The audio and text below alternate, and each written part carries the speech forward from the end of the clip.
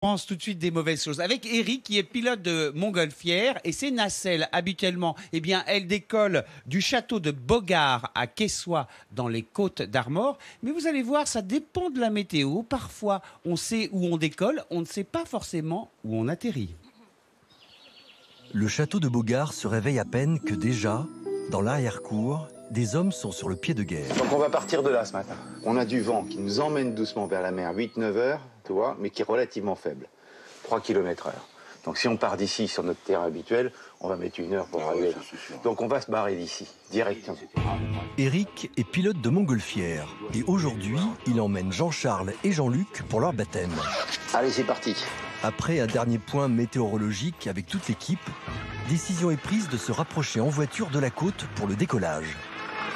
On va dans un endroit qui s'appelle la plage de Béliard. L'intérêt, c'est qu'on est très près de la côte et qu'on va essayer ce matin de prendre du vent, qui est un vent de basse altitude, vraiment très basse couche, 100 mètres. Donc on va essayer de prendre ce vent-là, sortir en mer, et ensuite on va mettre des bougies et on va prier pour qu'on ait du vent qui nous ramène sur la terre. Entre les blagues d'Eric et les consignes de sécurité pour prévenir d'un atterrissage difficile, il faut garder son sang-froid. Nos deux néophytes sont dans le bain et impatients de s'envoler. Avion, je connais. Hélicoptère, je connais aussi.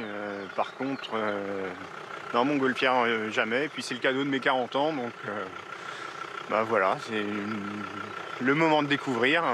Avec son équipe, Eric mettra une dizaine de minutes à gonfler le ballon de la montgolfière. L'air à l'intérieur devenu assez chaud, il est temps pour tout l'équipage de prendre son envol. On va essayer de partir doucement.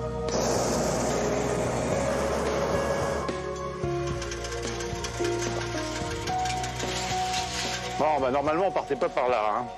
Ça doit être le courant d'air qu'il doit y avoir en bas. On va voir. En quelques secondes, la montgolfière s'élève à une hauteur de 400 mètres. Le panorama sur la côte est époustouflant. Donc là, vous devinez le Val-André, donc le petit rocher bien reconnaissable là, du Ver de Lay. Et la deuxième baie, c'est... les mecs, ils ont rêvé avant de venir. C'est génial. Voilà. Pas grand-chose à dire d'autre. C'est beau paysage, tout. Il est temps de revenir sur Terre. Depuis 1 heure que nous volons, l'équipe au sol ne nous a jamais quittés des yeux. Yankee pour Moustique. Moustique à l'écoute. Donc je vais rentrer franchement dans les terres, là, rester à 400 mètres, rentrer franchement, et après je vais me poser. Ok, bien reçu. En montgolfière, on sait d'où l'on part, mais jamais où l'on va atterrir. L'équipe au sol est donc indispensable. Aujourd'hui, c'est dans un champ, loin des câbles électriques, que l'équipage va se poser.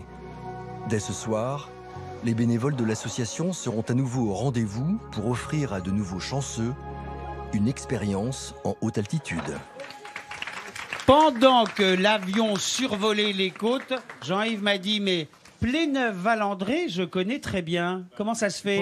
Parce que j'ai passé une partie de mes vacances là-bas quand j'étais gamin, puis j'avais une maison là-bas après, plus tard.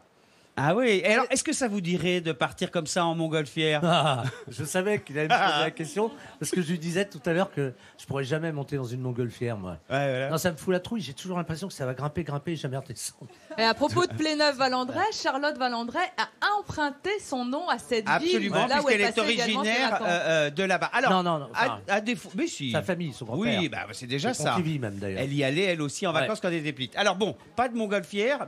Je vous propose du coup, Jean-Yves, de partir en bateau, de prendre la petite navette qui fait des croisières en direction de quoi ? Eh bien, en direction des 7 îles, voilà, au large de Perros-Guirec, à 7 km d'ici où nous sommes, l'archipel des 7 îles, une excursion qui dure 2 heures, 2 heures et demie, et tu la connais bien. Oui, alors j'ai eu la chance, Cet oui, endroit. effectivement, d'aller voir, regarder cette colonie de foot-bassin, qui est la plus grande colonie qui existe en France de foot-bassin. On compte, parce que oui, on les a comptés, plus de 20 000 couples qui nichent ici. Et c'est assez impressionnant, vraiment, quand on approche, il y a à la fois le bruit, puis je dois vous dire, il y a aussi l'odeur. Hein, c'est un petit peu, c'est un peu les deux.